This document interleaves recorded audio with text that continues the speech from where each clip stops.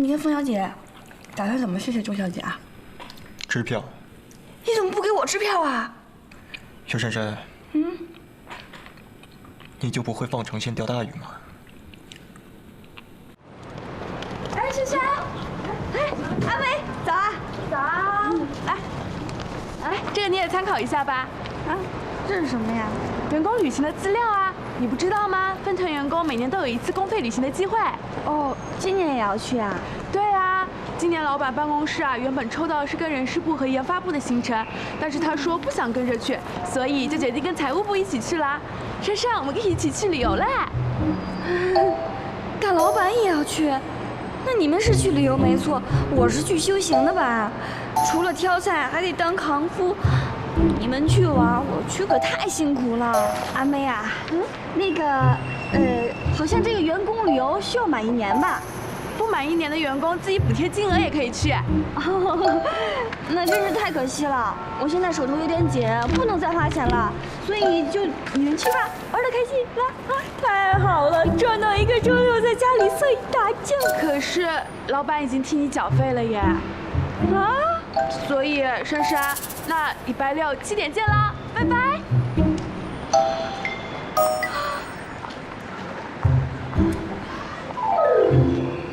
你们知不知道，今天大老板会和我们财务部一起去旅行？哎，真的假的？哎，大老板不是一向不太喜欢参加这种活动吗？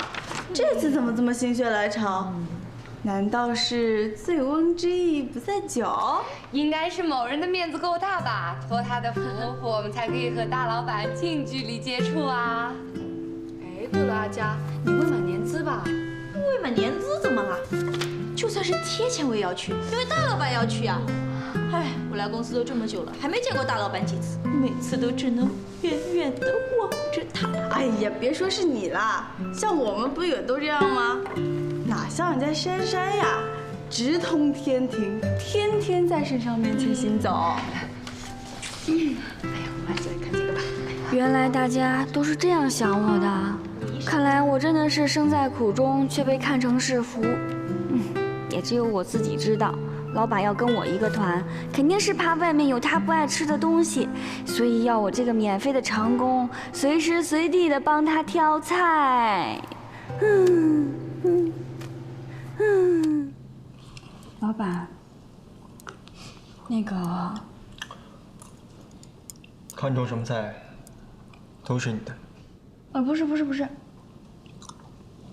那个，关于那个员工旅行。员工旅行怎么了？员工旅行，我不想去。哦，不想去。天哪，我居然说出口了！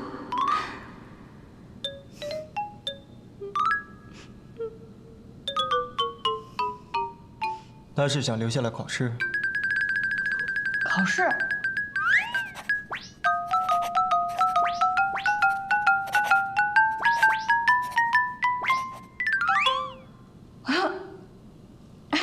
老板，能跟你一起旅行是我的荣幸，我后天一定准时到啊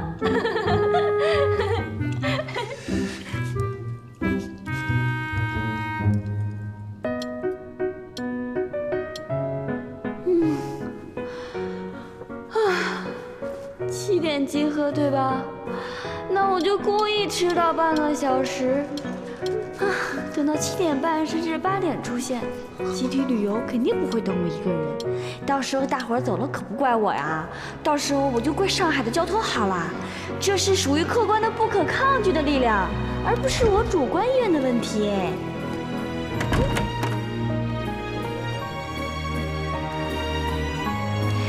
所以接下来只要到简维大叔那里报道一下，那就有目击证人了。哎呀，保安大叔，他们都走了是吗？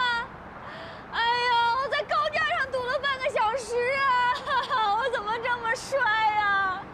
哎呀，我的员工旅游啊，我的人生真是太悲惨了，我期待已久的旅游啊，再见了。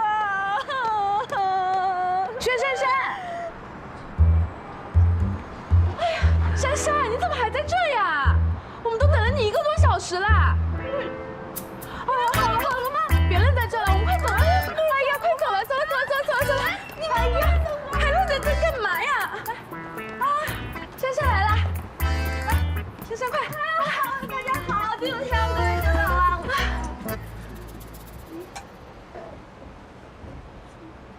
来，珊珊快坐呀，坐这边。赖着干嘛呀？坐这儿。快。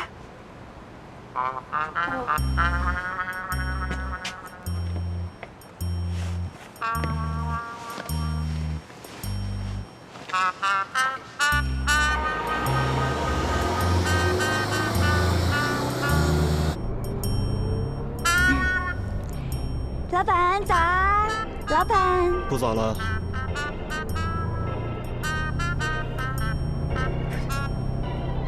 大老板该不会真的等了我1个小时吧？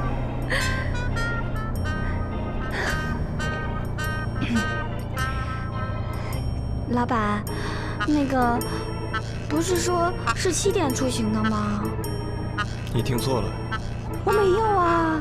今天是7点钟，那你为什么8点才到？薛珊珊，你这个白痴，这么问不是摆明故意迟到了吗？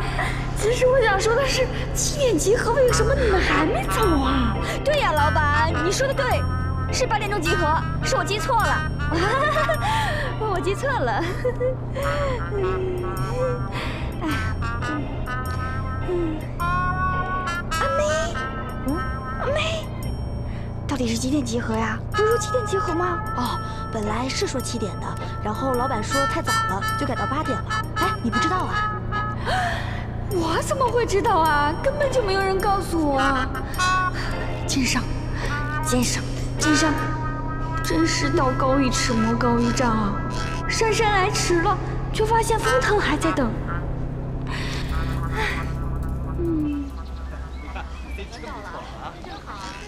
老板，这个包怎么能让您亲自拿呢？我帮你拿吧。我还亲自上厕所呢。那个，没关系的，我来帮你拿吧。我身上不背东西，老觉得不踏实。我来帮你拿吧。哎，我帮你拿吧，没关系的。那女孩是谁啊？哦，我路上不是跟你提过吗？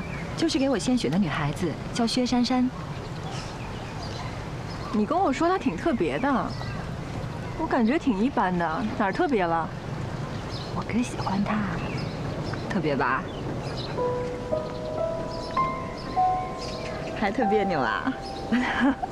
走啦。李叔。哥。叶小姐，你怎么来了？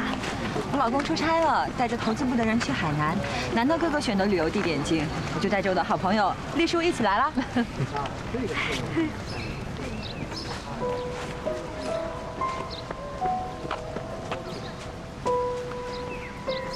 走吧，在这儿聊什么？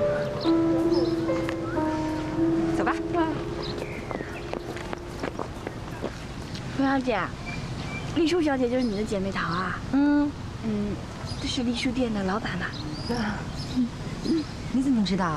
我那天路过丽书店的时候，看到那个著名主持人向丽书小姐求婚，那仗势可大了，还有很多媒体在那报道呢。你都知道啦？不是每一个女孩子啊都会被名利左右的，对吧？丽书呢，从小就跟我还有我哥一起长大，我们是特别好的姐妹，跟我哥呢就像哥们儿一样。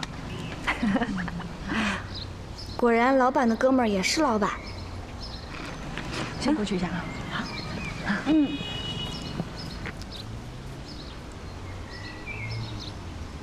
我哥让你替他背包啊？没有没有，这是我主动要替他背的。他没有拒绝吗 ？Oh my god！ 天哪，他最讨厌别人碰他东西了，他会爆炸的。啊！这是我抢过来的，是将不攻不过用的。不会吧？你那么怕他呀？难道他没有像……没有什么，千万别说是想把我炒了。没有对你好一点吗？我回头说说他。不用，风雨小姐，这种事情不用你亲自去说，而且老板那么忙，他哪有心情管我呀？万一你说了什么，他一个不悦，我除了挑菜背包，搞不好还得帮忙擦鞋、捶背。珊珊啊，我跟你说，女人呢，最幸福的就是找一个爱自己的男人过日子。虽然工作很重要，但这世界上呢，还有很多事比工作还重要，对吧？我会加油的。加油！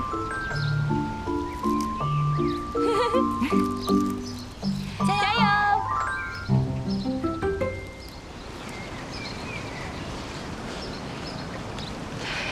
原来你喜欢这种女孩啊？怎么也不跟我介绍一下呢？这不是让你们碰面了吗？所以你今天呢，不是叫我出来玩呢，是让我来当亲友团鉴定女朋友的。我和他还没有正式交往。如果非要鉴定的话，我觉得他似乎，还好。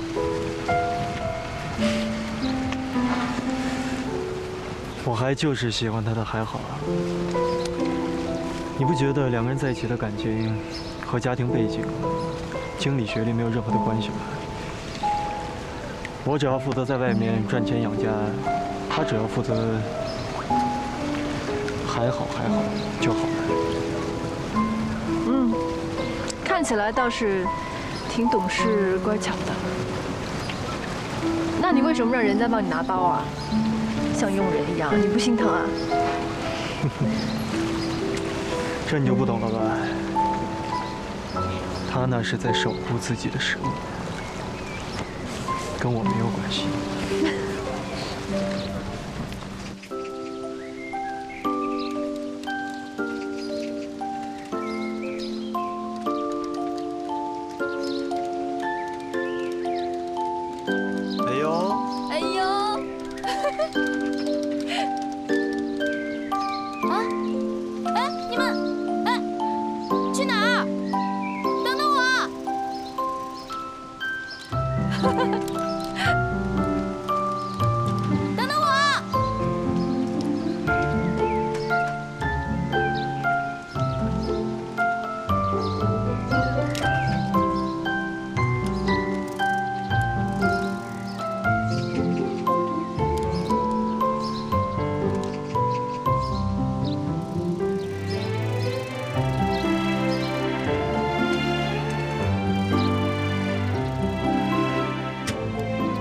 于珊珊，喂啊！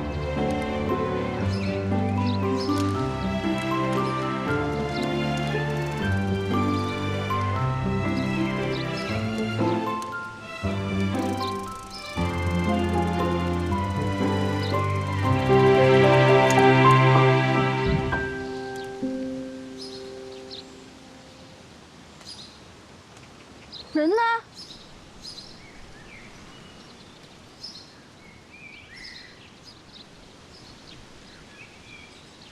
走小路。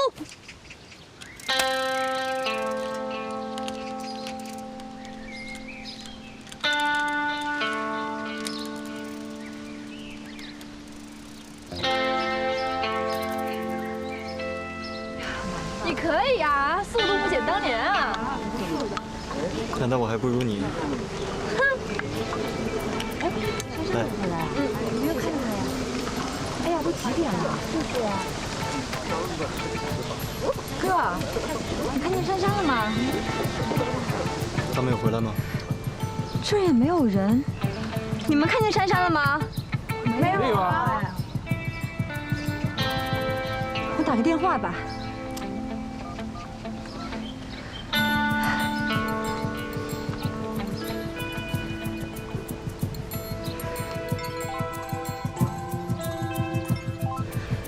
没人接。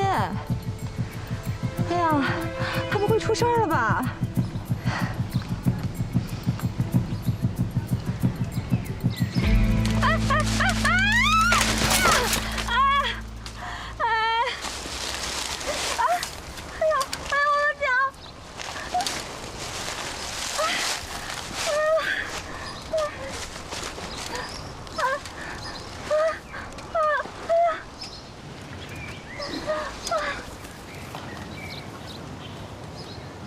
我手机呢？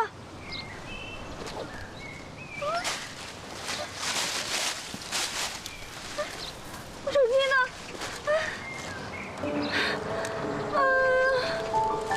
怎么办？救命啊！徐珊珊，徐珊珊，珊珊，珊珊，珊珊，珊珊，薛珊珊，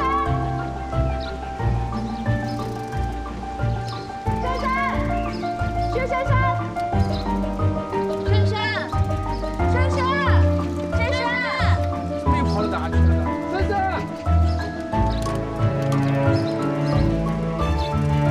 珊珊，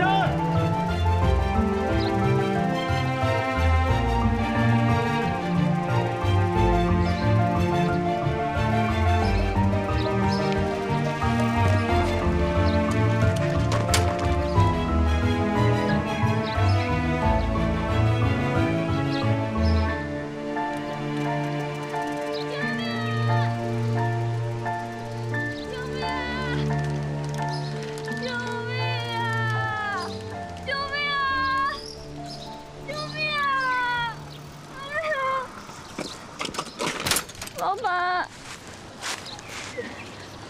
你怎么了？脚扭到了，我好痛！不行，怎么办？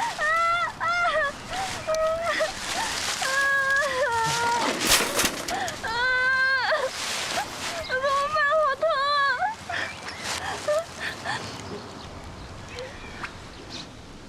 走不了了，怎么办？我背你。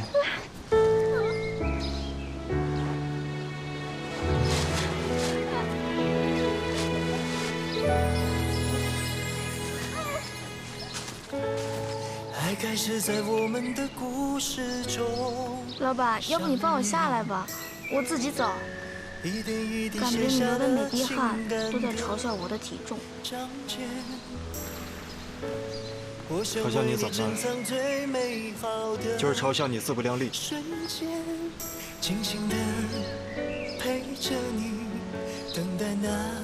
你怎么那么不小心啊？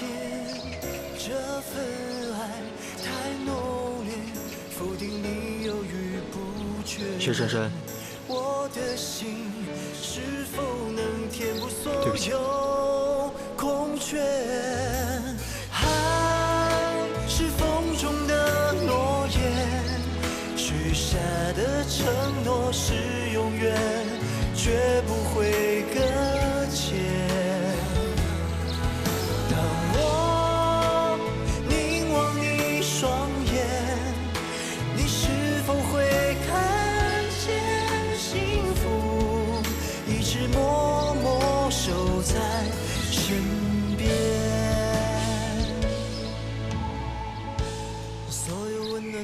薛珊珊，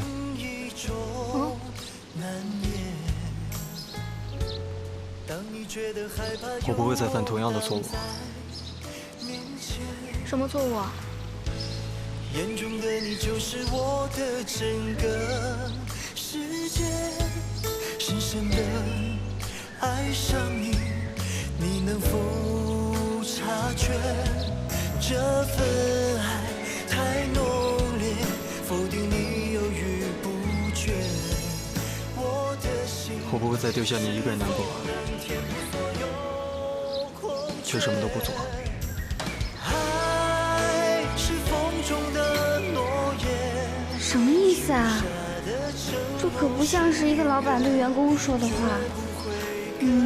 更像是童话故事里白马王子跟公主说的话呀。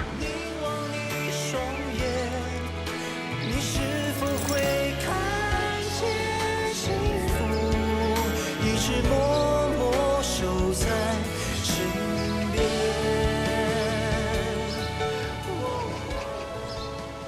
除了前锯腓韧带有些挫伤，其他结果呢都很正常，没事。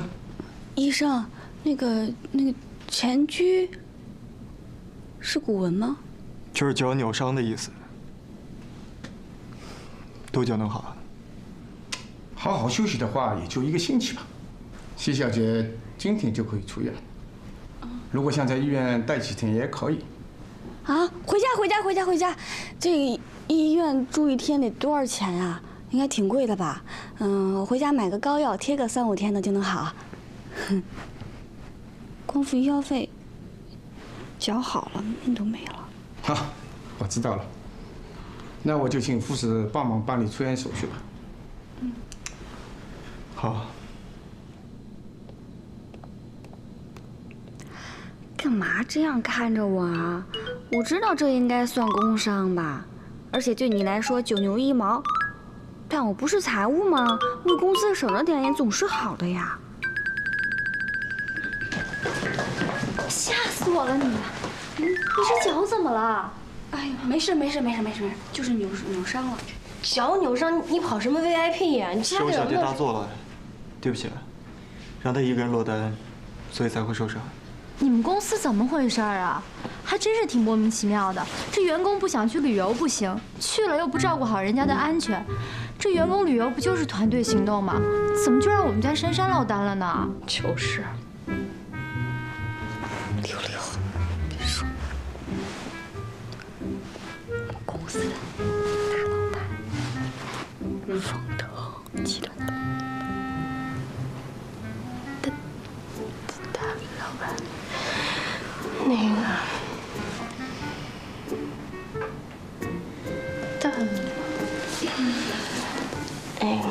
这就是我说的那个金字塔的最顶端，食物链的最终端，你注意点。刚才不好意思啊，不过该说的我还是要说的。既然是老板，那招聘的时候就应该知道我们家珊珊的血型比较特殊。今天幸好是扭伤，万一出血了怎么办？老板的妹妹是千金，那我们家珊珊也是我们薛家的掌上明珠。溜，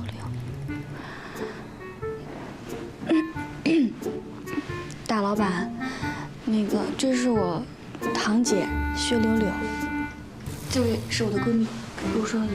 嗨，你刚刚说的没错。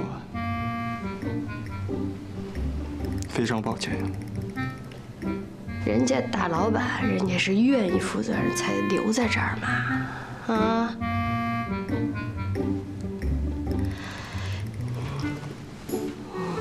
跟谁撒气，你也别跟大老板撒气，万一有点什么事儿，他以后怎么办？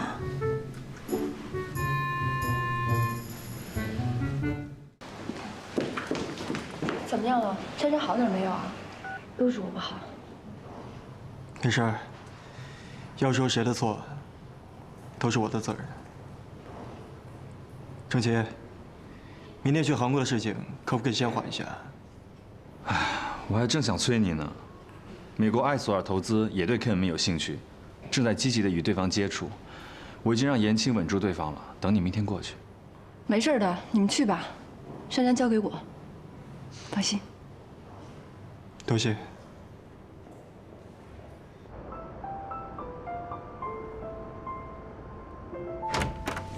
慢点。哎呦，行吗？你这个？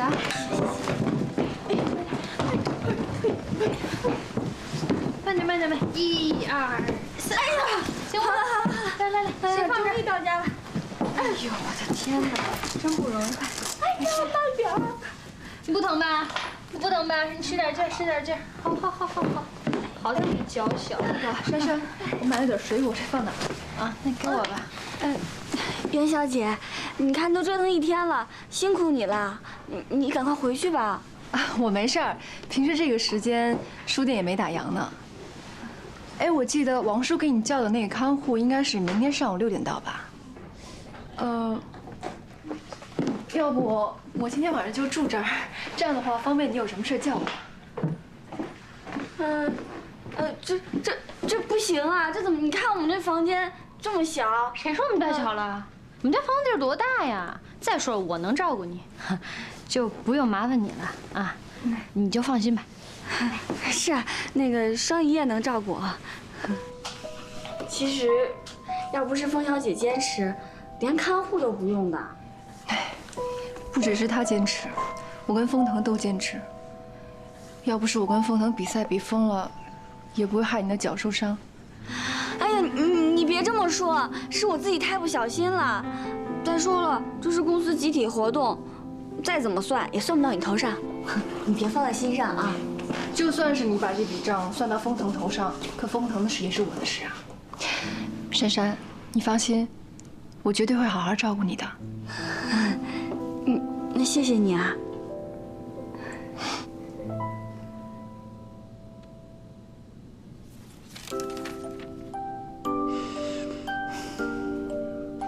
风腾的事也是我的事，这句话是什么意思呢？丽叔是在暗示什么？还是我想多了？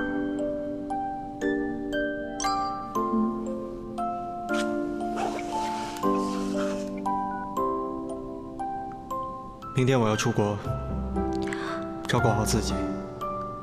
多照顾自己。老板也太奇怪了，自从在太湖背我之后，就像是被我上身了一样，这也太奇怪了吧？我不会再丢下你一个人难过，却什么都不做。不过，柳柳和双怡都说的有道理。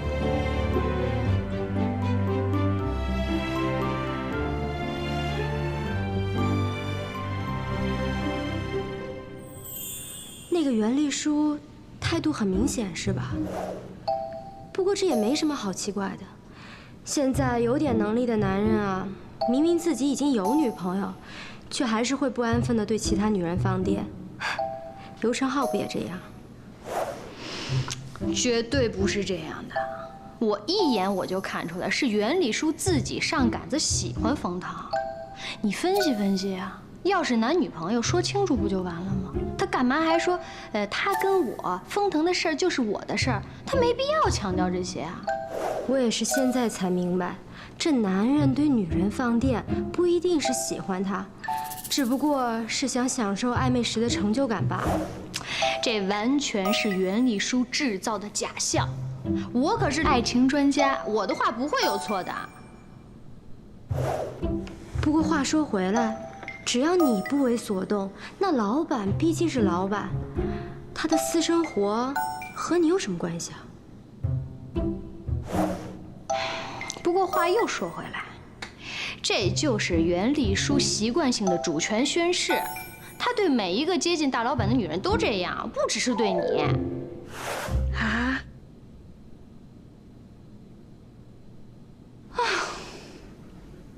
反正不管结论什么样，结果只有一个，就是老板怎么会喜欢我呢？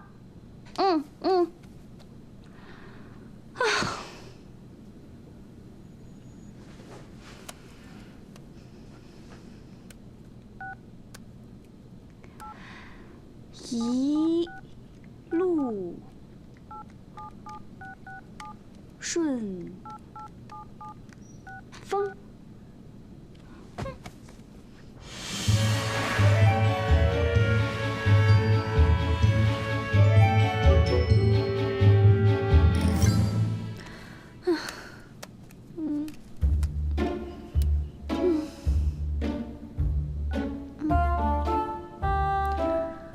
别忘了回诊。生病比上班还要准时，大老板，你这是要逼死我的节奏吗？谢小姐，早餐准备好了，袁小姐来陪你吃饭了。啊！珊珊，早！这么早就过来了啊！我不知道你平时喜欢吃什么，所以我就按照我的方式来准备啊。坐。哇，这么丰盛，你还说多多包涵，我才不好意思呢。那就不客气了。其实风腾呢也是喜欢吃中式的，不过要是他跟我在一块吃，一般都会配合我。哦，风腾是你的，风腾是你的，一边照顾我，一边帮我洗脑。这边也转一下。哦。看看他的。哎，医生，感觉没那么疼了，是不是可以不用上石膏哎？不行啊，伤筋动骨100天呢，还是小心为好。那这样吧，帮薛小姐去上个石膏，啊。麻烦了。薛小姐，您的药。还要吃药啊？可是我吃了药会睡觉的。那就休息啊，药是一定要吃的。不想吃。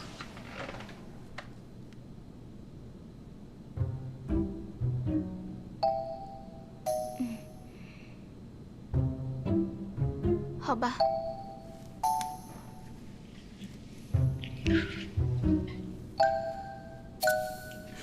谢谢。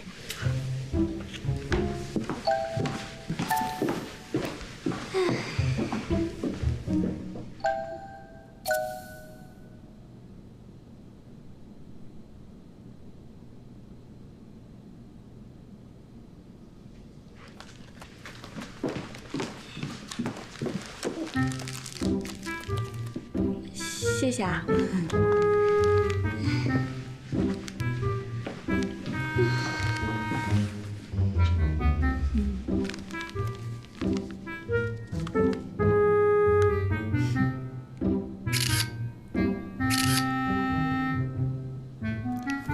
这狗皮膏药大有功效，专治跌打损伤、消炎止痛、牙痛、头痛都有效，无副作用哦。我接下来几天贴这个就好，不一定非得打上石膏吧。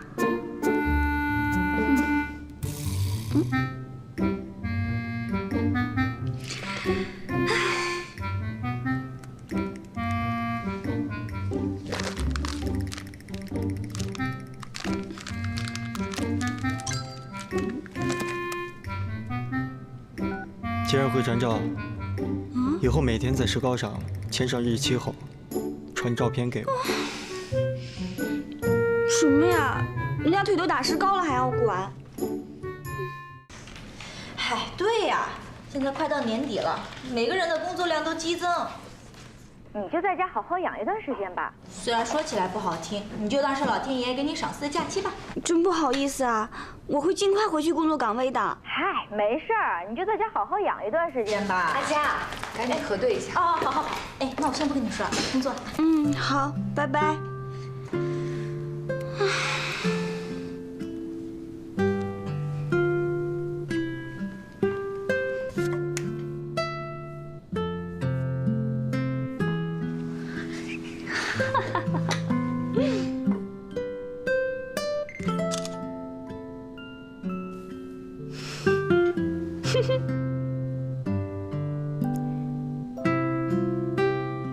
以我的资历，病假超过3天扣工资。我想回去上班。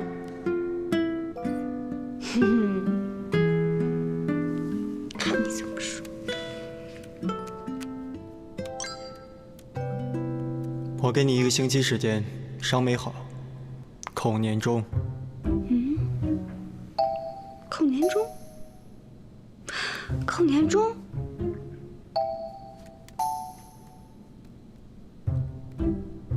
？1天的工资是，4天的工资是，然后我到职4个月，按照比例的话，什么？我年终多了57块钱，57块钱都不放过，奸商！奸商！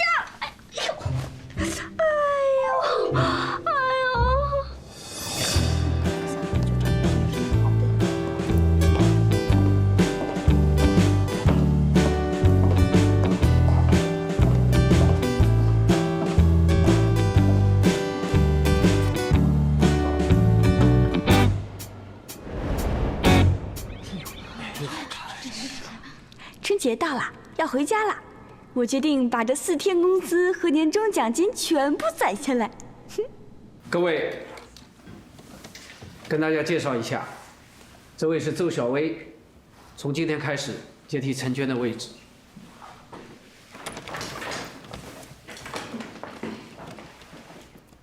请大家多多关照了。哇哦，这周小薇的气质和美貌，入职集团秘书处也绰绰有余了，到财务部真的是大材小用了。珊珊，以后她就是你的主管了。你好，我叫薛珊珊，请多多指教。别这么说，以后要麻烦你了。哎，没有。谢谢科长。不客气。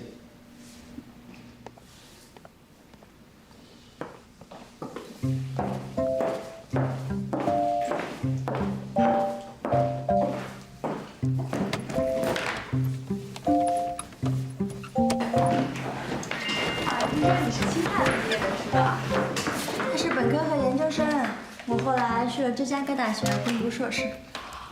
哇，哎，听说你考取 CPA 资格了？那 CPA 很难考的，你考了多长时间呀？哎，这些东西啊，花了我1年多的时间，真是越来越不如当年了。哇，那你为什么不去会计事务所啊？陈娟就是考上 CPA 去事务所的。这个嘛，是集团主动联系我。既然集团这么有诚意，还开出了一个我无法拒绝的薪资。哇！哎，那你好啦，快回去工作吧。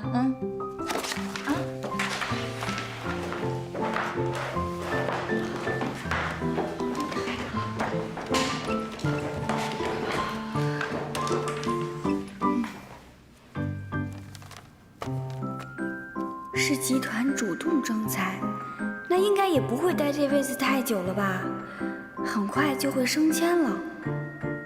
CPA 是吗？哎，看来不能只是跟老板斗气，我也应该斗一下智。哎呀，双姨最近这几天不让我去家里，她说家里女客众多。哎，你的脚不是受伤了吗？怎么还有客人啊？依我看，肯定是老板的妹妹风月小姐，还有那个袁小姐，对吧？你怎么知道的？厉害吧？就是我是猜的啦。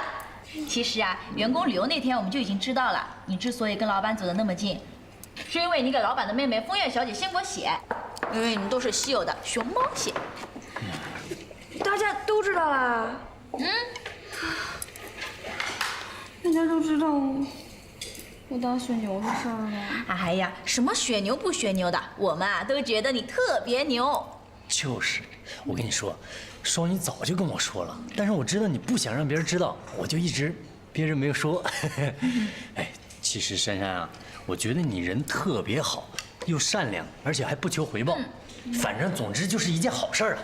对，好人呢一定会有好报的。你能够因为这样认识老板一家人，实在是太幸运了。就是什么幸运呀？也不是我故意掖着藏着，只不过这件事关系到风月小姐的隐私，我也不好四处张扬。可是，难道你不觉得这就是你跟老板之间的缘分吗？我怎么觉得老板对你有着非一般的感觉啊？你可别瞎说，你可别乱说啊！这要是传到别人耳朵里，弄得整个办公室都流言蜚语的，老板肯定会生气的。不好，千万不要乱说。我没有乱说。员工旅游那天，你跌到坡里面，老板的反应大家都看在眼里的。你想啊，一个大老板怎么会因为一个小小的员工受伤而那么紧张嘛？我们不是还因为你提早结束了行程吗？我又不能告诉阿佳，老板是因为自己捉弄人好玩才会紧张。要真对我不管不顾的，有失老板的风范嘛。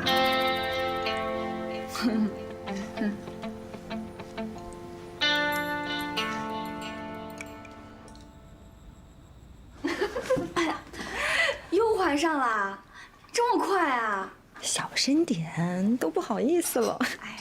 哎，我没别的意思啊，我就是说恭喜你啊，谢谢。哎，我跟你说啊，这次你可能得剖腹产吧，你可得好好准备一下，不能像之前那样，那临时找血太吓人了。上次多亏了珊珊呢。这次你也放心吧，我这随时帮你储备着呢。不过，我有一个小要求。什么？求求你了，不要再让我吃猪肝饭了，好不好？好的，好的，知道了。三位美女聊什么呢？这么开心？哎，严总。哎，你坐下，别站起来。哎呦，什么时候了这个？不好意思，我先去一趟洗手间啊。好，我陪你去。没事吧？慢点哦，慢点。哎呦，怎么样，珊珊？脚好点了吗？啊，已经好多了。只要不蹦蹦跳跳的话，就已经不疼了。啊。我刚才听风月姐说了你们的好消息，恭喜你啊！辛苦的是我老婆，她还想说去欧洲呢。哎，她特别喜欢欧洲，我们蜜月就去了那儿。但是后来不是怀第1胎了吗？现在这计划得搁浅了。哎呦，这都有2年的时间了。啊？2年？对啊。我已经跟飞小姐说了，不要再给我送盒饭了，我真的不能再吃了。都说吃什么补什么，你看我面色红润有光泽啊！再这样吃下去的话，我真的要成猪了。他的事情我管不了，你去跟他说。那我怎么联系凤小姐呀？他去欧洲了，1个月后回来。2位，你们在聊什么呢？那么开心？聊你想去欧洲的事儿呢。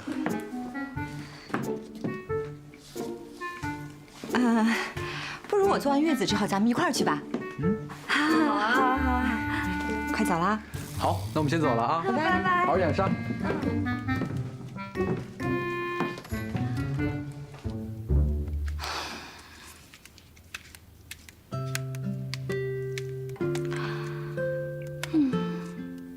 难道是老板说谎？老板为什么要说谎呢？不会是因为要给我送盒饭吧？还是老板他喜欢我？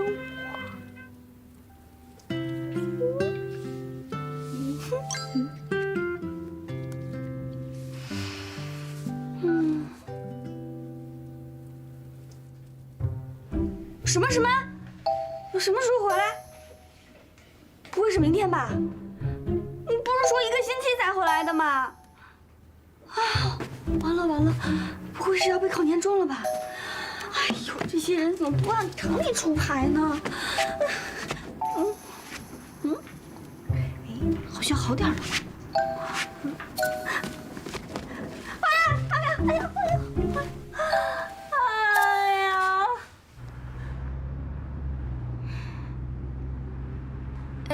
小张啊，哎，那个，大老板他今天什么时候回来呀？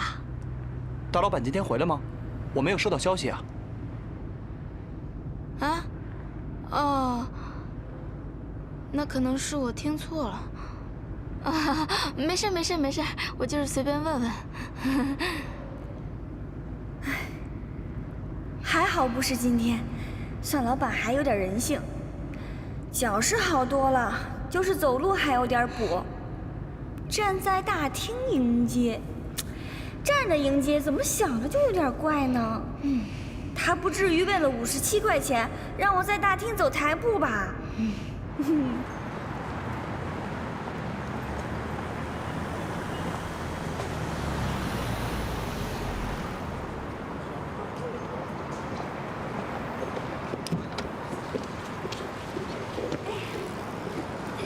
谢谢啊。确定这样可以吗？可以帮你准备轮椅的。啊，不用，这都几天了，很快就好了。哎，齐帅，小张，你不是说今天老板不回来吗？那齐帅他们怎么会出现啊？是啊，那应该郑总他们先回国了吧？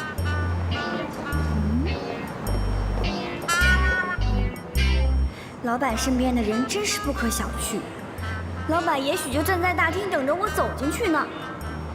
刚刚还要我坐轮椅，那不是要我证明不能站着吗？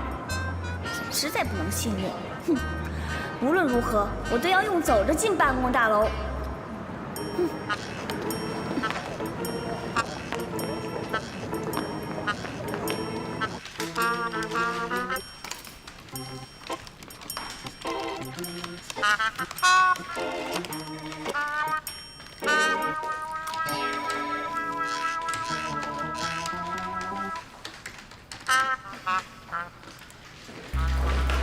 各位，有些紧急情况，今天下班以前，我们要重新盘点整理2家子公司的资产和现金流，麻烦大家了。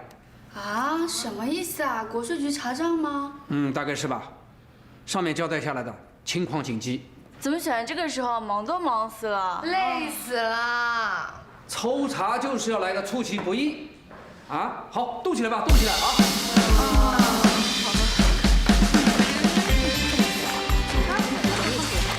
国税局查账，是整个集团得查吗？这么大动作，连我这个小财务助理也知道不简单。哎呀，尤其是在老板不在的时候。对呀，老板怎么偏偏在这个时候不在呢？把文件给你看一下。哦，好的。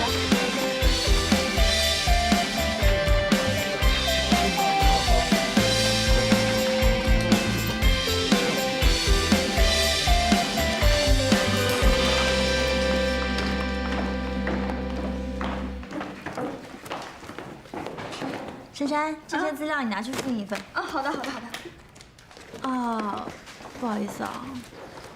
啊，没关系的，我可以的，就是动作缓慢了一点。那你自己小心点儿。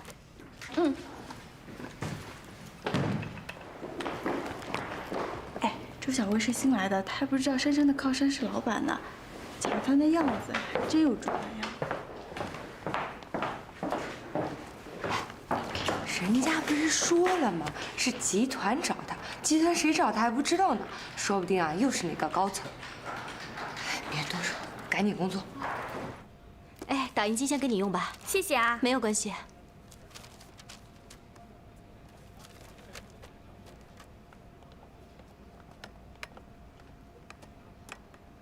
KM 的并购案已经宣告失败，老板在机场忽然失踪了。我也听说了，老板登机以前啊，突然传讯让郑琦先回来，然后就没有回应了。哎，我也不知道是怎么回事。散心，这不是老板的个性啊。哎，不是散心，那是什么呢？听说这是老板最在意的一次并购案，忽然搞民航，这会儿又面临查账，这局面实在是太诡异了。连郑琦都不知道他去哪儿了。严总着急着呢，哎，你说这集团是不是查出什么不法了？嗨，这也不至于吧？我看可能是巧合。你看，郑琦不是回来了吗？严总也是正常上班。再说封家在商场上那是老字号，不至于那么容易出事的。哎，但愿如此吧。是啊。民航失踪。到底是怎么回事啊？昨天晚上不是说要等他回来迎接他的吗？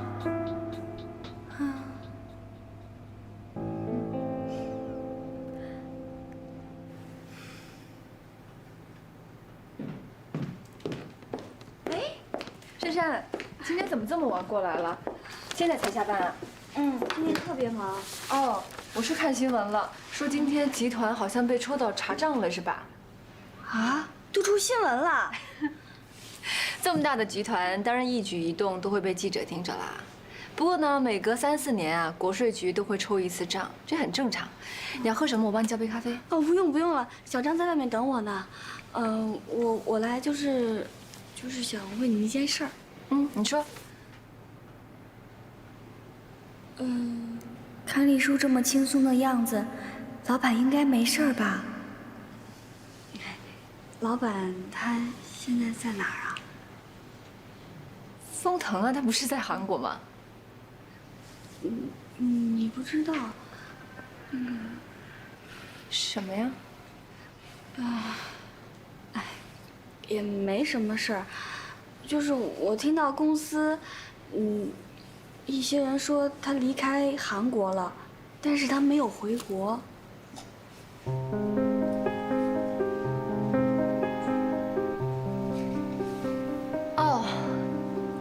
己的行程。自己的行程？嗯，私人行程。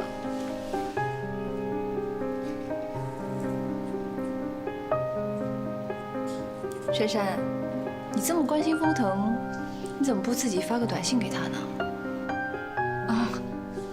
我只是一个小员工，怎么敢去过问大老板的私人行程呢？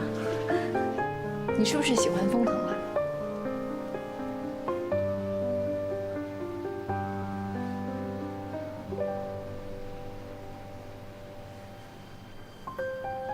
上次你问我跟风腾是不是男女朋友的时候，我就想问你了，你是喜欢风腾吗？没有，怎么会呢？你给我灌100斤信心，我都不敢痴心妄想着喜欢大老板呀。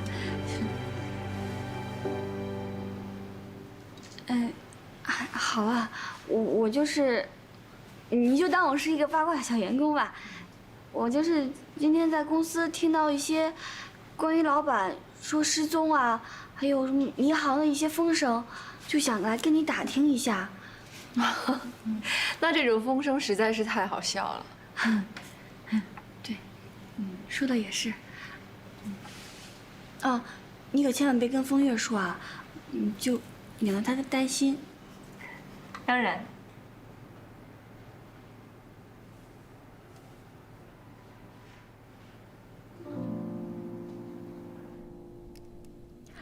是啊，我何必要这么紧张？我只是个领薪水的小员工，集团这么大，就算老板换人了，依然还是会运作下去的。有什么问题，应该是高阶主管们该担心的，不是我。我真的是太杞人忧天了。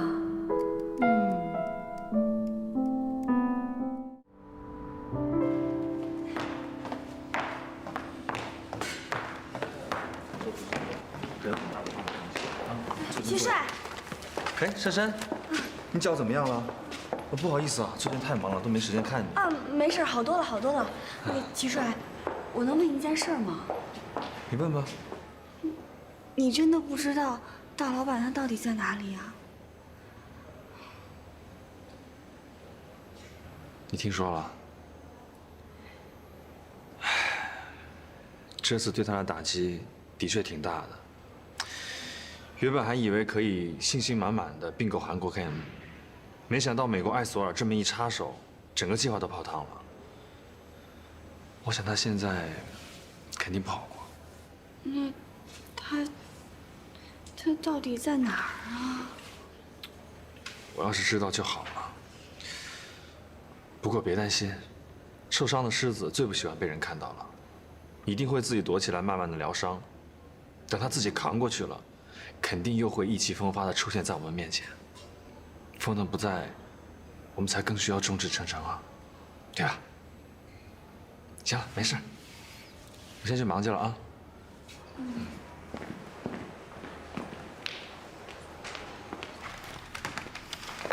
受伤的狮子实在难以想象，我之前竟然还为了57块钱跟老板怄气。他这么一受伤，可是几个亿的事情，事关几千个员工的薪水跟年终奖啊！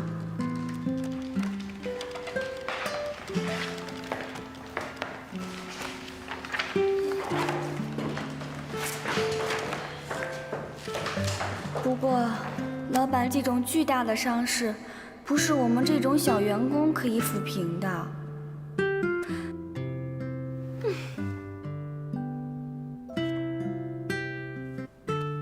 这个账目每一笔支出和进账都清清楚楚，怎么就对不上呢？你再对几遍不就对上了吗？再来一遍，再算一遍好吗？蟋蟀和严总日以继夜的奋斗，老板还是没有出现。蟋蟀说的对。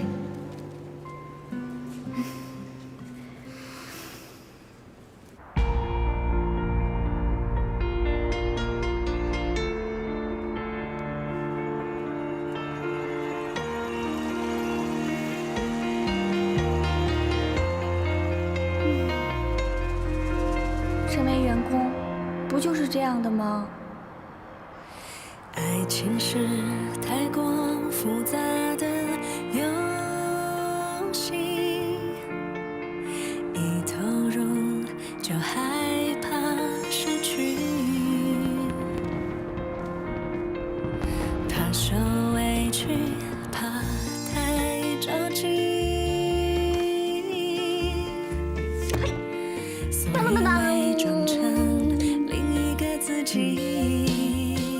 不过，人跟人相处总有一些感情在。即便是老板那么冷血的人，得到一个小员工的慰问，应该也会开心的吧？明知道和你已没有输赢，可想你还是禁不住。我好啦，你好吗？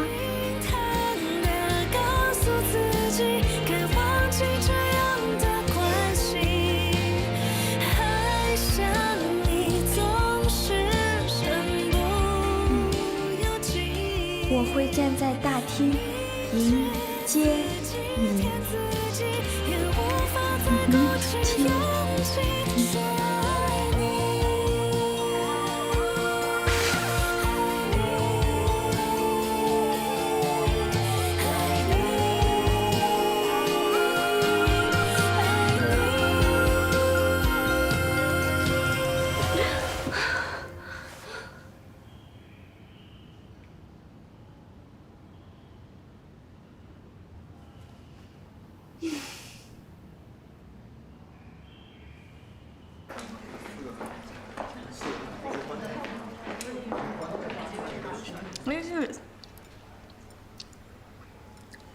珊珊，你怎么了？哎呀，员工餐厅的饭菜肯定不能跟老板家的比啊，那你至少也吃点呗。哎呀，不是的，可能是工作太累了，觉得头昏脑胀的。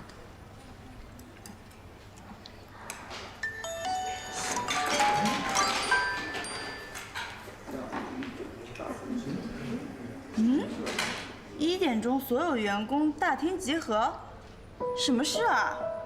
是国税局的人要来吗？不是吧？听多也就财务部的事儿啊。可是我总觉得最近集团气氛好像怪怪的，大家天天都是人心惶惶的。难不成是出什么大事了？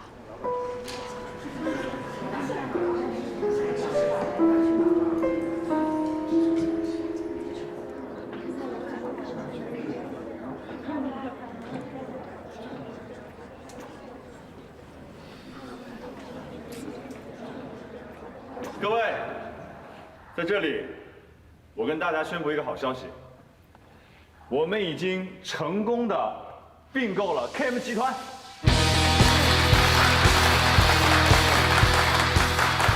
这几天老板就是为了这件事情特意飞到美国，很抱歉，这段时间为了保密，转移外界的注意力，散布了一些未经考察的消息，让你们担心了。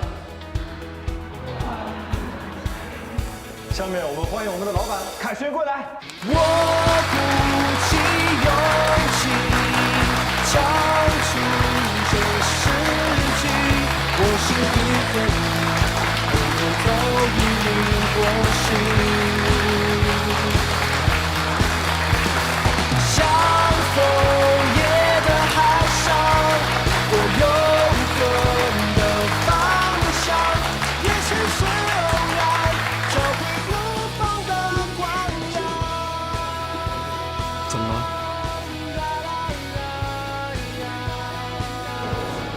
高兴，门口连正很高兴。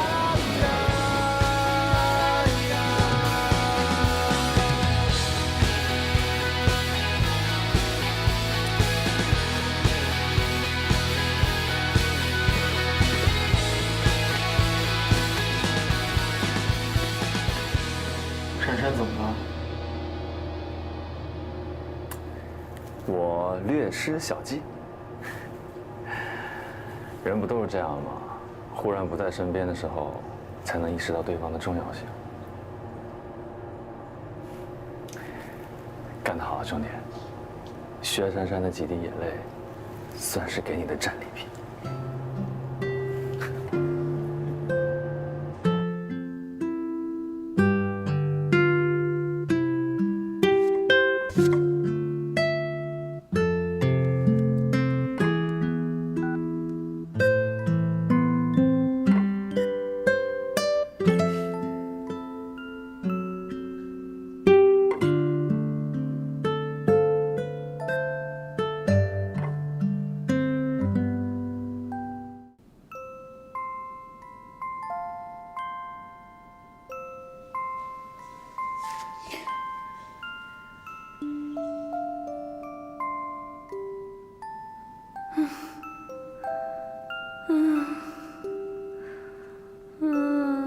行了，不行了，刚刚吃太饱了，能量都派去消化食物了。哎呀，现在脑子转不动了，好晕。老板没有在看我，看样子应该全身心沉浸于工作之中。那我偷偷打个盹儿，应该没关系吧？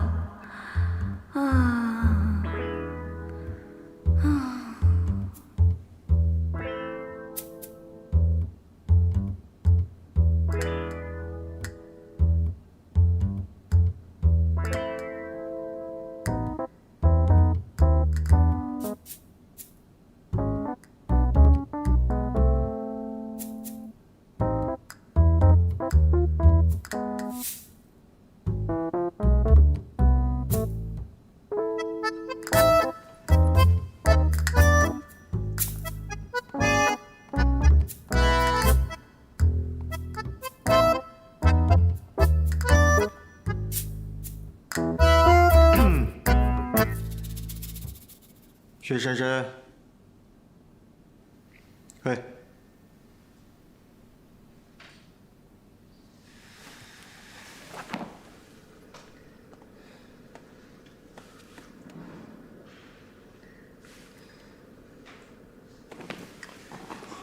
珊珊，你怎么了？珊珊。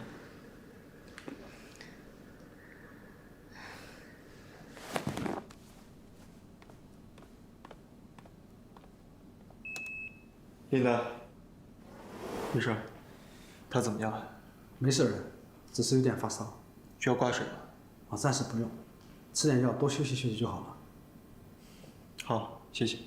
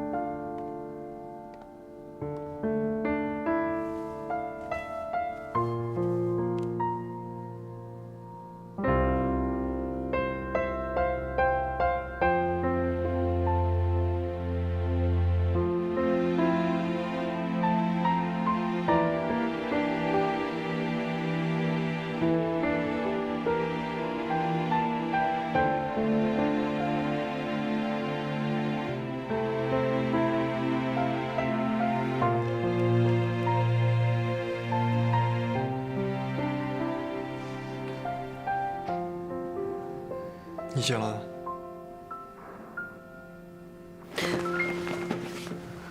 大老板，我怎么睡着了？你身体不舒服，为什么不说呢？不是要骂我上班睡觉吗？老板，你不生我的气啊？我为什么要生气？今天不用工作了。 我帮你跟你们科长已经请过假了。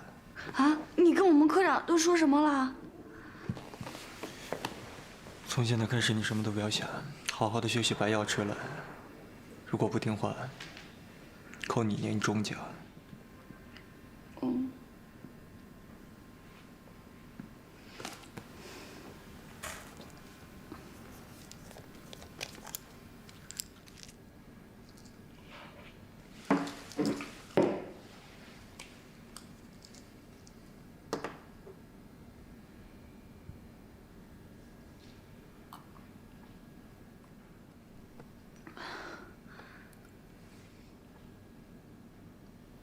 躺下。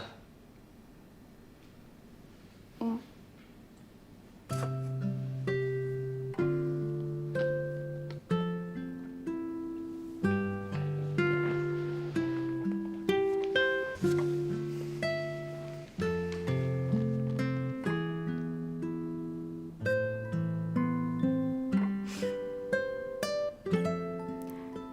老板虽然喜怒无常，但这正像是6月的天，不下雨的时候还是艳阳高照的。不过有时候阳光太猛了，也照得刺眼。哎，这个地方每次来呢都是胆战心惊的，要是不来，心里却又有点小小的失落。想什么呢？开玩笑，要真有那么一天，我还真得来一个锣鼓喧天，鞭炮齐鸣呢。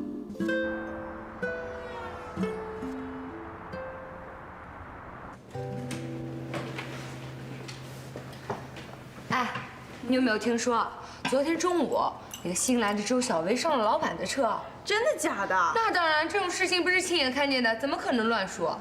天哪，哎呦喂，这光天化日、大庭广众下的，这岂不是名正言顺的节奏吗？那当然，要不然怎么也得收敛点呀。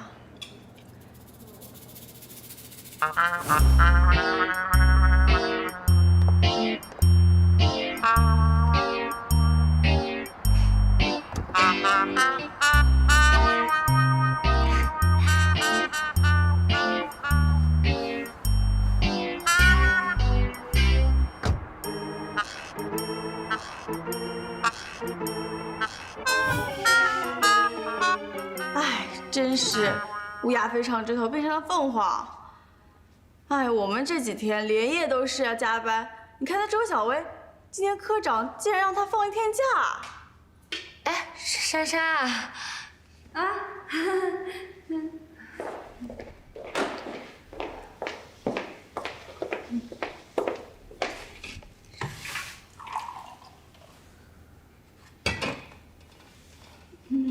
哎，珊珊，你别误会，其实昨天只是周小薇上了老板的车，她肯定很快就下车了，哪像你呀，一直待在老板的车上，不是吗？哎，不过听说周小薇好像也是 RH 阴性血型啊。昨天老板他妹妹大出血，所以要给她输血，老板才让她去的。怎么回事啊？哎，听说是她小产。哎，我怎么跟你说这些呢？哎，你天天在老板身边，就是八卦的中心嘛。这些事你肯定知道。知道啊，当然知道。哎，珊珊，那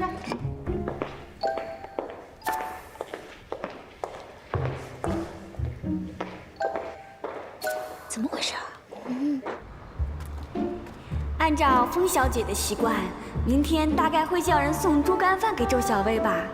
然后吃着吃着就去老板办公室，然后就给老板挑菜，然后我以后就不用去老板那儿报道了，然后我就解放了。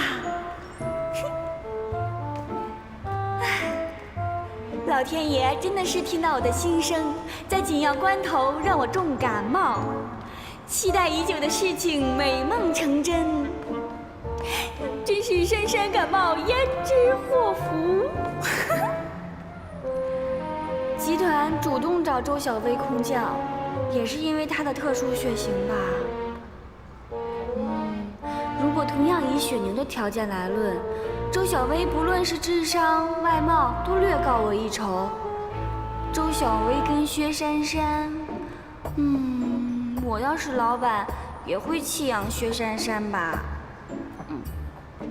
弃养？我干嘛用弃养2个字啊？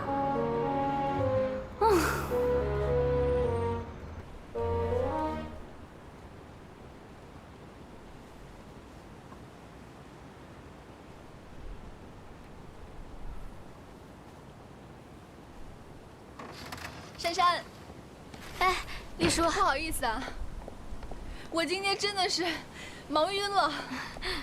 我这个书店拜蒋莲所赐，现在生意好的是完全连一点书店该有的矜持都没有了。总之，生意好就是好嘛。对了，那个，听说风月小产了，她怎么样啊？我昨天刚去看了她，身体还行，就是心情不大好，也不怎么想见人。那什么时候能去看看她呀？过一段时间吧。她现在又不太想见人。哎呀，你就不要担心她了。你怎么样？身体好点了吗？啊，我啊好多了。昨天下午请了假，然后又休息了1个晚上，现在已经差不多满血复活了。那我就带你去吃点东西，然后给你补补，反正我也饿了。好啊，好啊，走，走。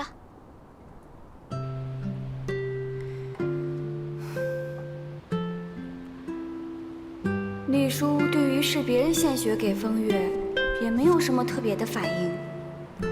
更何况是老板，在老板的眼里，我充其量就是一个血牛吧。嘟嘟嘟嘟嘟嘟嘟嘟，哎呦，干嘛呢？发呆呢？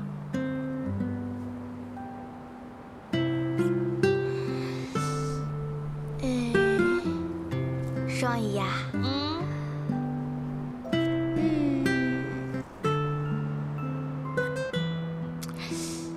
我就打个比方啊，你说，如果有一头猪被一只狼抓起来圈养，那只狼说：“我养你就是为了将来吃你的肉。”猪呢，又不情愿，又害怕。但是因为他打不过狼，就只能吃狼喂来的食物。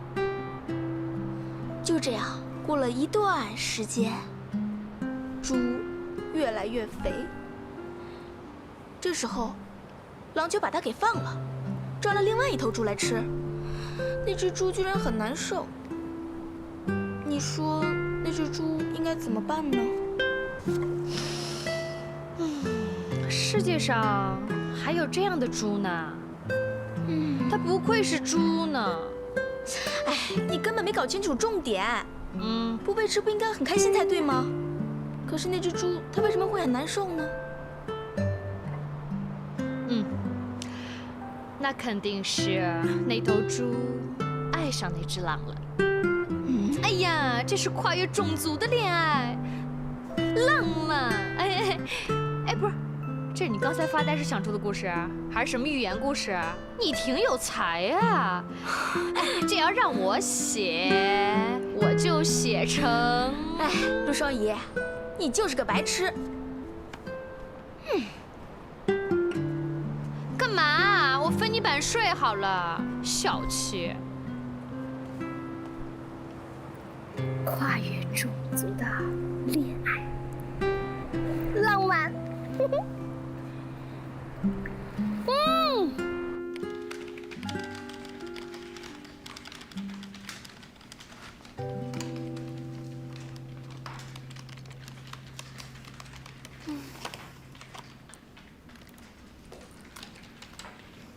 薛珊珊，你沮丧什么呀？终于脱离了挑菜工的模式，你应该高兴才对呀。这是一件很开心的事情，你要做开心的女生啊。吃饭了？哎，珊珊，怎么不去吃饭？感冒还没好吗？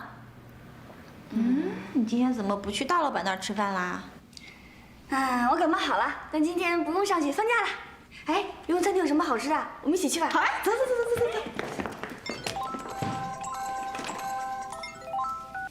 喂，薛珊珊，你居然敢罢工！阿佳，老板叫我上去有事儿，我先上去了啊，下次再跟你一起吃啊。那个老板，凤小姐没事吧？她没事。那就好。那你跟凤小姐打算怎么谢谢周小姐啊？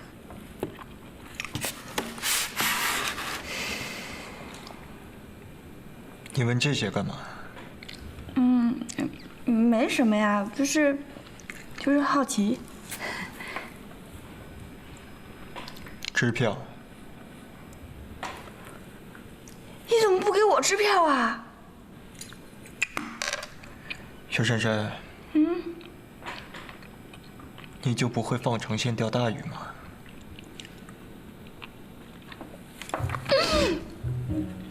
怎么了？张嘴！啊！他已经是卡了。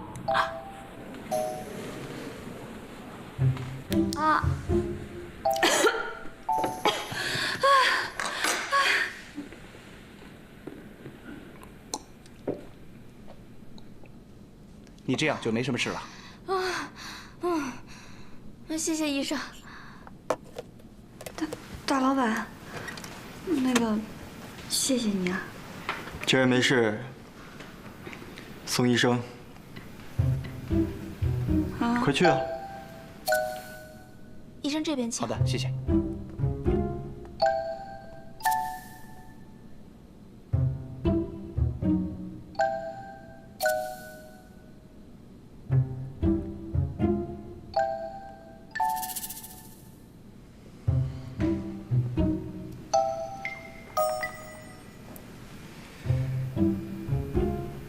轩山，你命够大的，这么大个刺儿都没卡死你。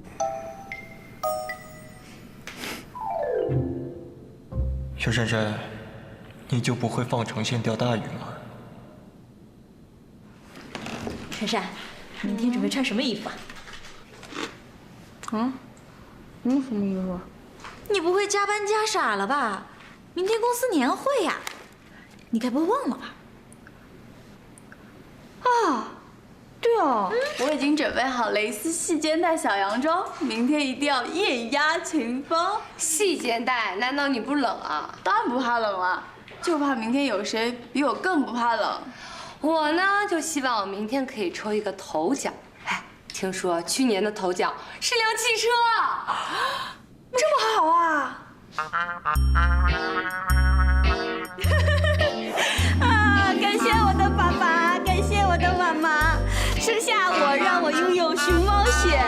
感谢风腾公司颁这个大奖给我，谢谢大家，谢谢各位同事对我的关照。别高兴得太早，大奖可是有年资限制的，你还未满周年呢。年资限定。好啦，你就别想大奖了，好不容易可以盛装打扮，你一定都准备好了吧？那是当然了，当然没准备了。天天挑菜都快挑成黄花菜了，谁有心情顾这个？本姑娘今年的年会纯粹是为了美食，开吃。哎，那珊珊，你准备穿什么呀？啊？就随便穿个裙子什么的就行了嘛。为什么每次年会舞会的，我们女生都要穿的那么少呢？露胳膊露腿的给男人看，太不公平了。那男生为什么不穿个短袖啊，穿个短裤给我们看看？哎呀，女生穿很少就很漂亮，男生穿的少不是显得很猥琐吗？难不成你要穿个运动服就去跳舞啊？还要跳舞？看来吃完就得立刻闪。那当然了。年会啊，都要评全场最优雅女士，奖金1万块啊！如果是选饭量最大女士，或者最快在一盘菜里把香菜挑出来，我还有可能多亏。不过呢，我们虽然财务部的人一向朴素，但比起其他部门的女同事，总不能太朴素吧？啊，那啊，这两个绝对是保持我们财务部朴素传统的。哎，不是还有周小薇吗？对哦，看来只能看小薇的了。再说吧，我现在可没那心思。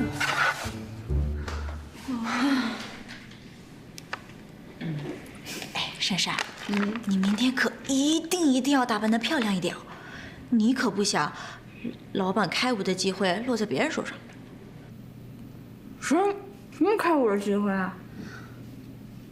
全场最优雅女士和老板开舞啊！